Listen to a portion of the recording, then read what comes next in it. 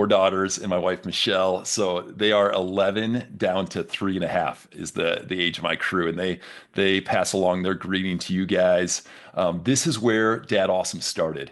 I had two daughters, 4 years old and one, and then that's it. And then through the journey of almost 7 years of Dad Awesome, we've added two additional daughters, and they've grown a little older than when I started with a 4 year old and a 1 year old. Um, I share these two pictures of my girls to just remind you guys, Dad Awesome comes from a place of me trying to learn and grow as a young dad with you guys. And 7 years in, still trying to learn and grow, not from a place of dad perfect, but from a place of dad awesome. A pursuit of a journey of pursuing my girls with their full hearts, or with my full heart, and letting them know that I love being their dad. So this is where we came from. Actually, Dad Awesome started with a question, and here's the question that was asked to me: How do you stay intentional? How do you stay intentional about being a dad? Is the question that was asked. And I could not answer that question 7 years ago.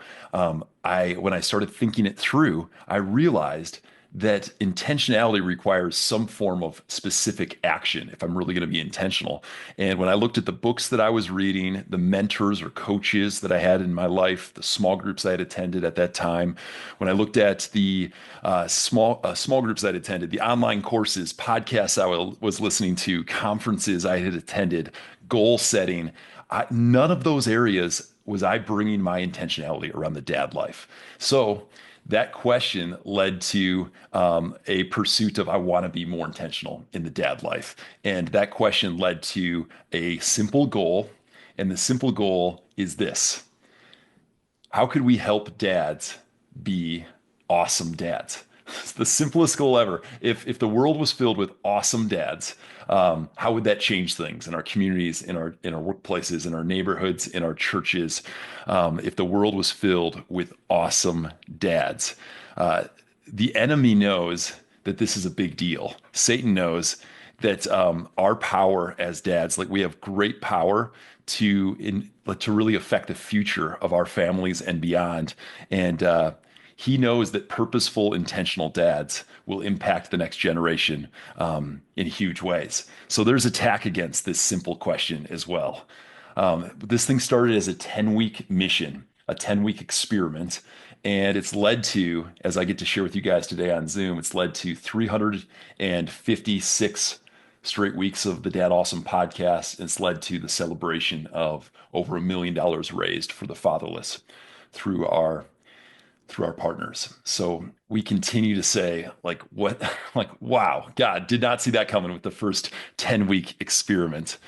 When I say helping dads be awesome dads, I just want to remind you guys, like, the deeper behind that statement is if a dad takes a hike to the waterfall of God's love, if a dad will take a hike to the waterfall, the lavishing of God's love, and bring their kids along, that's what we mean by be an awesome dad. Pursue the heart of your heavenly father, bring your kids along, and no dad who stands under the waterfall of God's love, if they're holding the hands of their kids get wet and they experience the love of their earthly father and the love of their heavenly father. So that's what we mean when we say dads being awesome dads. Our goal here, we're building a community of dads who love their families well and live from the love of their heavenly father. And we found, I've had a chance to travel 3 times around the United States in the RV with this mission, and we found that this vision is opposed. Like helping dads be awesome dads is opposed. And the enemy hates the mission of Dad Awesome. Satan is actively fighting to destroy dads, and he's trying to derail dads. And he knows that if he can't destroy or derail a dad, he'll just try to distract that dad and get them disengaged from this critical mission, this critical role of intentional fatherhood. So the enemy is going after the same dads as we're going after with our mission. And I want to just pause before I kind of walk through a couple stats. Think for a moment about a dad that you know. Could be a family member, a friend. I want you guys just to think about someone who the enemy succeeded in derailing, distracting, getting them disengaged, bringing destruction to the dad life. Like a dad who man, something happened that caused pain in their life, and that pain rippled to their kids. I'm assuming you guys can nod along, or you guys would be thinking like we all have someone in our mind. Maybe it's us. We've felt like our dad, like we've actually carried deep pain and passed it on to our kids. The pain around this, either from our own dads or that we've brought to our kids or that we've seen all around, the pain is real. And these stats are real if we like pause to think about it. It's easy to kind of skim through some stats and some statements here around the crisis of fatherhood. But I just want to remind you guys, like this is really personal to me. Um, so without clear guidance, dads fear failure, facing the possibility of broken marriages, distant relationships with their children, continuing the cycle of fatherlessness. We know that fatherlessness globally has reached a crisis point. The number of children growing up without a father has soared, leading to poverty, school dropouts, mental health struggles, and countless other social ills. So this is not just a personal mission that we're on, it is a societal epidemic. And we found, I visited 50 churches around the country as we traveled with the mission, and we found that churches on a whole are failing to address this area of intentional fatherhood. They haven't known how to equip men in this area. And this is why Dad Awesome exists, guys. We're here. We're here to wake up men, equip them with the tools they need to be intentional fathers, and send them out as leaders, ambassadors on a mission, not just to become Dad Awesome themselves, but to take others on the journey with them. The stakes could not be higher, and the future of our children, our marriages, our communities depends on intentional dads stepping up and leading their families well. Dad Awesome exists to activate dads to this mission. And for 7 years, we've been going after this mission. And now I want to walk you guys through what we've done and what we've had a chance to step into around this mission. So that's kind of the backdrop of like why this matters. And I'm going to walk you guys through awareness, activation, and acceleration, the three parts of, and this is kind of the new information I'm really just grateful to get to share with you of how we've brought alignment to what we're doing. So the three areas I'm going to walk through is awareness, activation, and acceleration around helping dads be awesome dads. So it starts here, awareness. We're going to wake up a generation of dads. Again, there's that whole distracted, overwhelmed. A lot of dads are at that place of like, man, what do I do? I'm just trying to survive the dad life. Well, we're trying to wake dads up to the calling of wholehearted fatherhood. We're doing that through a weekly podcast, through text messages we send out, through our YouTube and other social media channels, bite-sized content. We're using this idea of like, can we go just bits of content? And we've done this effectively, but there's so much more room for us to grow of taking these podcast episodes that we record and delivering them to all of the, like in so many different channels and ways to help just encourage dads to stay on track, keep going. There's a bigger story that they're living into. Tens of thousands of dads are already engaging and connecting with Dad Awesome through these tools that we've created. We've done meetups all around the country. And then I want to play this. I think this will play through to you guys. So I'm going to go thumbs down to me if you can't hear this. This is my buddy Kelsey. Kelsey, I met in Granby, Colorado at a coffee shop. I was on a baby moon with my wife 4 years ago. And I was ordering a coffee and he's like, he's like, hey, are you from Dad Awesome? And I look around and he's like, I recognized your voice. It's the one and only time that's ever happened to me.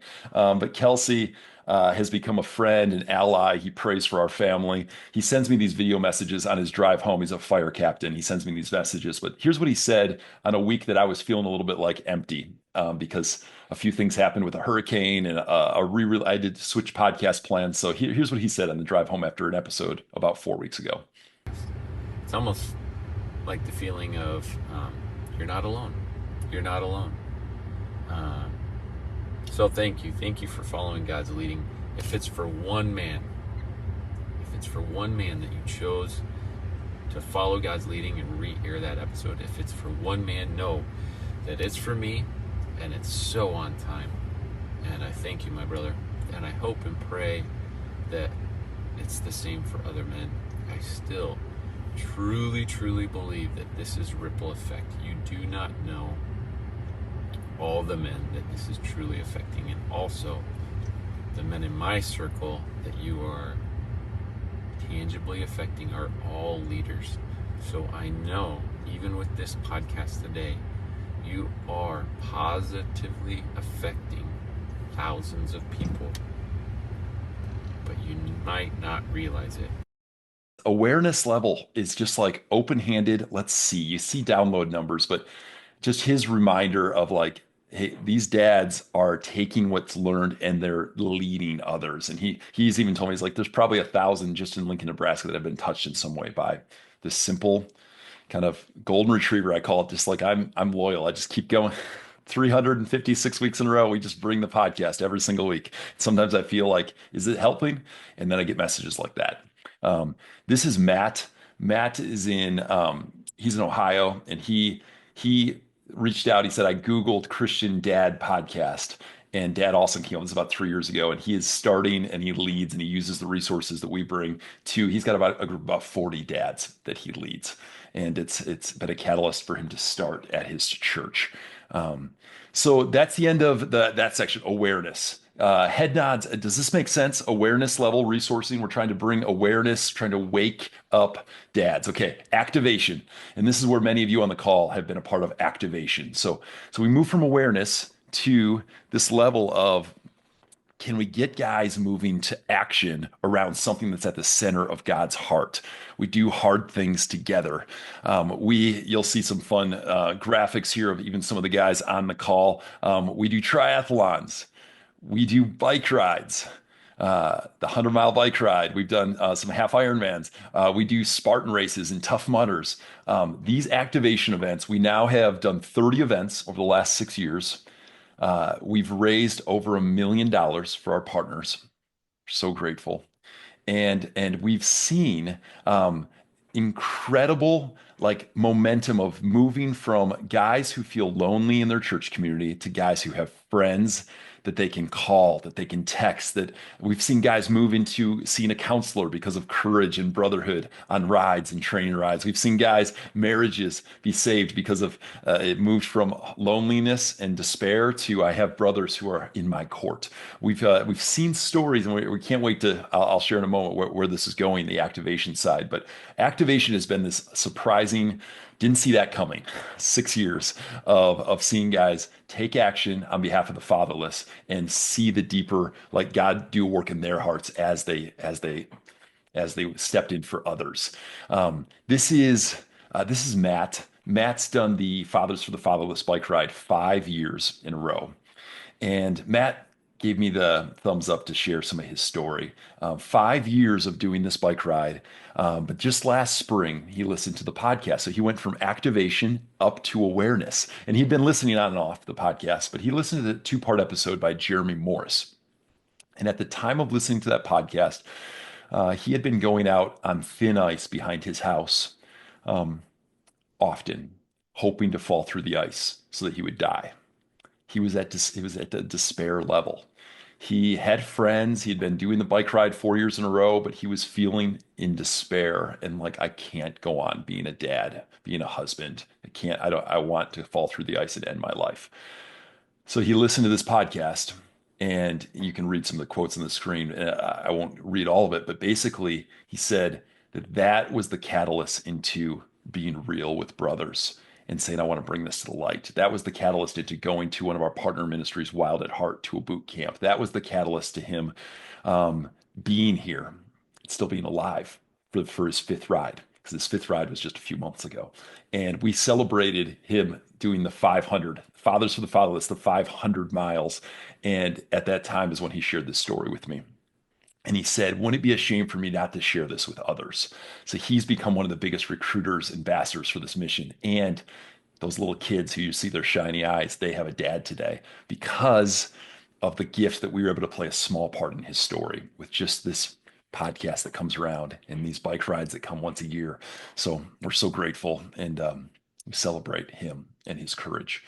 This is Sam Foltz. Sam did the bike ride, the Fathers for the Fatherless, like 3 times in a row. Said a bunch of my friends don't do 100-mile bike rides. Can I take the model and do a different vertical? So he bought a house and recruited about 60 volunteers and called it Flips for the Fatherless and raised $70,000 for our same partners that we partner with. And that didn't count in our $1 million that we raised. That was just a celebration. Look what God did through one of our team members who was inspired to take further action.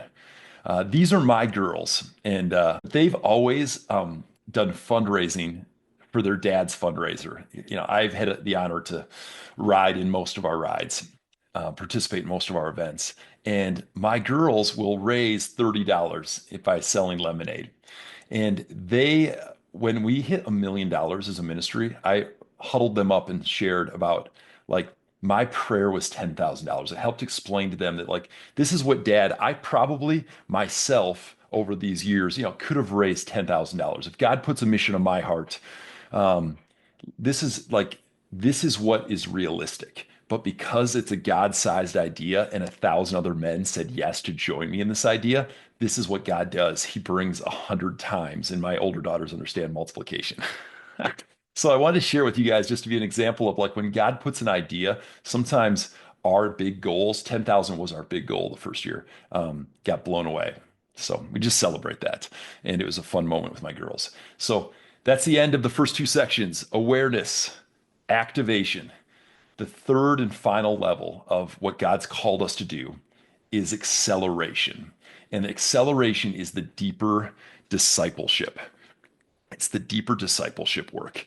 And let me walk you through what this means. I have been thinking from the earlier days of Dad Awesome that someday we would be like Alpha or like Dave Ramsey and create the resources to give a church a one size fits all. We're here to help your church with from podcasting to books and content and curriculum and a pathway of becoming Dad Awesome that we would just provide that ourselves. Well, I've realized in the last 3 years that there's a bigger story here.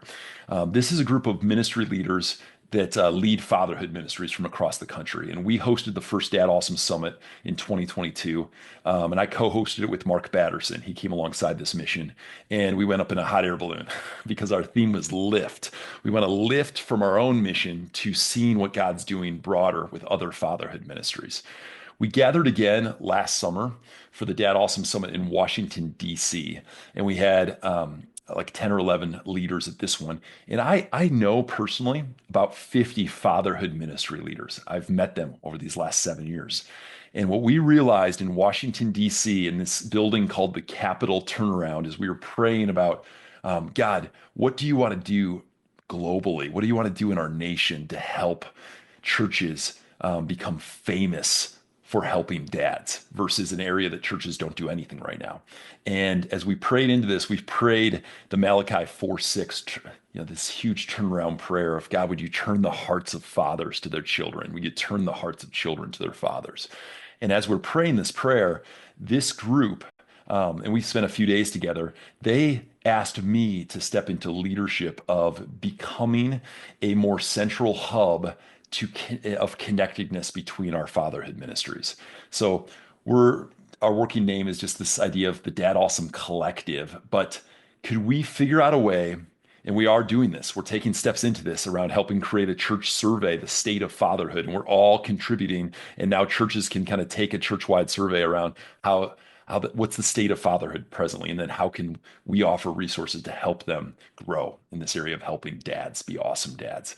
And there's a whole bunch of other initiatives as well, but right now it's a cadence of getting together with these leaders. It's encouraging, celebrating one another, and we use our podcast to celebrate other ministries all the time, feature other ministries. But this is just getting started. But this is what we see as the main mechanism of acceleration. Instead of us saying awareness, activation, and here's our one-stop shop curriculum to being an awesome dad, we actually resource. And this is one example of a group of dads here in Flagler Beach. I just took a group of dads through John Tyson, his Fighting Shadows book, and I took a group through Wild at Heart's boot camp, and I took a group through. I take groups through other people's curriculum all the time.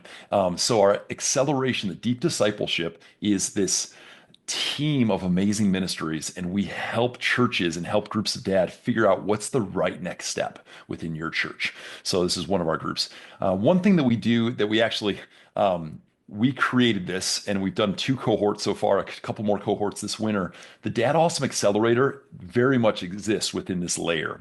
Again, this layer we call acceleration of deeper discipleship. The accelerator is a 6-week coaching cohort where I take 7 years of Dad Awesome and I condense it down to our 6 core themes. And we do once a week, we give homework. And it's the favorite thing that I do right now at Dad Awesome is our coaching cohort. And all of you guys are invited. We ask guys to prayerfully apply, but in January, mid-January, we're kicking off 2 more cohorts. One for rookie dads. You're in your first 3 to 4 years of dad life. So your oldest is about 4, and then another broader cohort. So we're going to do 2 cohorts this January. But the accelerator, this is the group that we just took through and just graduated last week. Another thing we do in the acceleration area of Dad Awesome is we help churches. So these are 2 initial churches that we are coaching. And we're building out a game plan within this church to be a Dad Awesome church, and we're helping them with awareness, activation, and acceleration resources so that a dad walks into these churches, drops their kids off in kids ministry, and before they even make it to the auditorium, they know this church cares deeply about fatherhood, and this church has all kinds of next steps for me. The goal is that the church, even if someone doesn't love Jesus, the church is known as a place he can't help but get resourcing as a dad. So let's pan back out for a second. Helping dads be awesome dads. That's our mission. That's what we're stepping into at Dad Awesome. And let me just end with a quick story, and we'll do questions. My dad, on episode 1 of Dad Awesome, this is January of 2018. My dad, the very next day, rushed to the hospital, and nothing related to episode 1 launching, but just had a crisis moment. My dad did, and it turned out he had brain cancer and lung cancer. He was in the hospital for 10 days. Episode 100 of Dad Awesome launched, and my dad went home to heaven the very next day.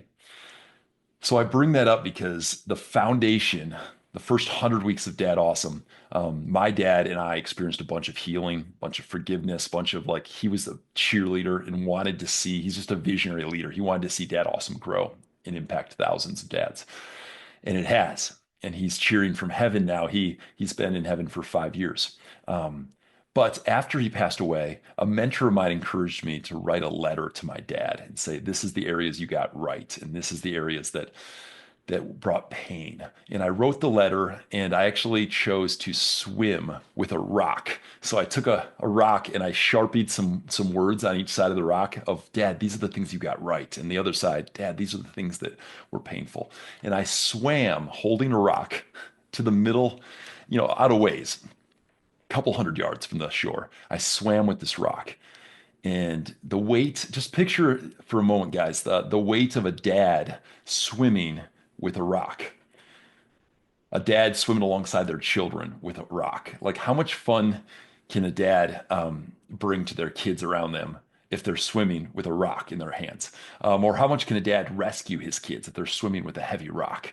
Or how intentional can a dad be about his kids in the water if the dad is holding a rock? Well, I dropped the rock in the middle of the lake, and I just blessed my dad. And I said, God, thank you for my dad and that he's in heaven. And I dropped it, and I swam back with a lot more. You guys who have done triathlons with me, you swim back with no rock in your hands, and the swim is pretty different. And the reason for the story is I think there are, like, every church everywhere is filled with dads who are, the visual of, they've got a rock and they're trying to make it through the dad life, and they're carrying a rock because we all have things in our life that bring pain and hurt and baggage or insecurities, or I didn't have this, or I don't know what I'm doing, or I'm stumbling, or and we all gravitate back towards carrying weight and having a rock. But this passage around freedom, the story of Dad Awesome is really marked by a story of freedom. Dad's walking in freedom. Let us throw off everything that hinders and the sin that so easily entangles, and let us run. A generation of dads running with their whole hearts, running with shiny eyes, experiencing freedom is the prayer here.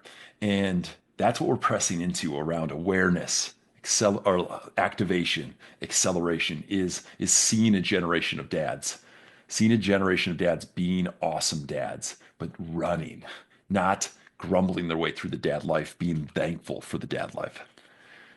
And as we look to like the future, there's two options moving forward. One option is to do more of the same. So more of the same, which is we could reach another 230,000 podcast downloads, right? We could do another 7 years of every Thursday drop a podcast. We could another 1,000 men could join us for an activation event. The future of DadAwesome could be another, we had those ministries that joined us for the summit. We could another kind of 10 ministries join us for the next summit. Our YouTube or our different engagement points or 1,000 dads on our email list or what this or that. Like we could do more of the same. But what I'm praying for is that we move from, I call it the walk run strategy. That at DadAwesome, we move from walking. The first 7 years, we walked. I'm the only staff. I've been on staff for 4 years now. We've been at a place of it's the walk strategy. I feel like we sense a huge need, passions more than ever. The opportunity is great. But we want to move into the run strategy. So when I say let us run with perseverance, as I want to see dads running, at DadAwesome, we want to run. And we feel like we found the treasure in the field. Like we know this is working. We know we can reach more churches, more dads. We can we can make a difference with the tools that God's given us with this alignment of moving from awareness to activation to deeper acceleration, deeper discipleship. And we know that it multiplies. When a dad makes their way through some of the activation, some of the acceleration, they go lead dad ministries. Like it's wild. So the prayer is to recruit some support to help us run as a ministry. And we're trying to raise an additional $150,000 over the next year here, additional beyond our current budget. So basically, we've raised 40,000 with those desserts that we already hosted, and we're trying to raise 60,000 more to close out the calendar year. And then that puts us with just 50,000 for all next calendar year as far as the additional funding beyond the base funding that we already had in motion. So what I'm saying is we do have a pressing need, and finances is part of that need. So we share with you guys because you've been a part of the history, you've been a part, and we're so grateful. And there's engagement points all throughout to like in other ways to support DadAwesome, but finances is one of the key areas I wanted to make sure I shared with you guys today. And the prayer, I guess I should just walk through quick that the funding will allow us to hire additional staff or fractional staff. It'll allow building infrastructure so we actually can grow. Media multiplication is just like every podcast we launch. We know that we're only use the effectiveness versus if we had some resources to really bring that content to all the other platforms and deliver it with more excellence, we can multiply the impact in huge ways. And then the local church pilot strategy, we have 2 churches right now. We want to see 5 churches this next year that we really kind of bring consulting coaching to. And then the formation of the collective is going to take additional funding as well. So those are the kind of key 5 new initiatives that we're trying to raise for. What I'm going to do is stop sharing my screen and take questions. Throw your questions my way. Thank you for listening. Let me share this vision. I appreciate the opportunity to share. But yes, jump in with questions, please. Hey, I can't have my video on right now, but I don't know a lot of you guys know you, Jeff. My name's Terrence Rees-Chung, and I just want to say that was amazing. Thank you for the updates, and thank you for just sharing where you're going in this. I just shared a lot of what is happening with DadAwesome with our church at our Vision Gala, and they were amped. So just so you know, man, I just want to say we're in your corner. I'm excited to talk more about how DadAwesome and Freedom Church can work together in the future, man, because our dads need it. Our dads need it. You know, I could say a lot more on that, but I'm just amped for it. So just want to say that. Terrence, appreciate you being a senior lead pastor who cares deeply and wants to make act. It's huge. It's huge. I'm here to serve. So say the word, and I'll jump in any way. Yeah, man. Let's do it. Hey Jeff, you may have mentioned this, and I may have just not listened. What would you say is the future of gathering around athletic events? So I know we're Yes. doing kind of the off year, but for 2026, what are your thoughts and vision around that? Yes, thank you for asking. I actually did miss that in flying through the activation portion. Thank you. So 6 years, 30 events, 1,000 men was Fathers for the Fatherless. And we're like, we can't wait to do more. In fact, it's so hard for me to really what we believe the board and myself prayed into and feel like it's actually a faithfulness step to take year 7 off to follow God's principle of 6 years on, 1 year off when it comes to activation. And we know the Zog family after traveling in the RV for those years, and we just it like it's needed to stabilize and to build for what's to come is me not being on the road. And we built mostly a quarterback strategy, our Fathers for the Fatherless. I was on the field, on the team for the majority of it. I needed to be there the way we built that game plan. The future is we believe that's one of the things that differentiates us from the other 50 fatherhood ministries is we have traction in this area of activation, and the plan is to bring it back full force. And that might look like 10 events, that might look like 5 events in 2026, but 2025, no events. Our alumni are already, there's things in the work. Our alumni are going to be doing events, which is fun. But as we launch back in, it's going to have a much clearer strategy that connects awareness to activation and a really clear recruiting strategy to get guys from activation down into the deeper discipleship work with acceleration. So that was missing in the past is a clear, this is your next step after being on one of our teams. And we're really going to build that in with more strength as we return. But they'll be all over the country, definitely in the Twin Cities, Minnesota area. That's probably the first one that we'll plan out of the gates as we launch back. But it's coming back in full force after a year off. It's such an easy way to rope guys in. Hey, you want to go ride bikes with a bunch of guys? Sure. And we continue. Bait and switch. Yeah, no, we continue to see that the majority of dads don't want to sit around a campfire and talk about their feelings. They want to go do something. So, yeah, activation will always be.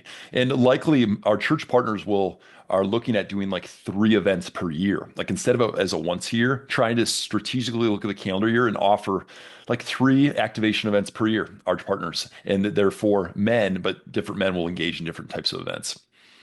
Hey, Jeff, quick one for you. First, thanks for the opportunity to join today.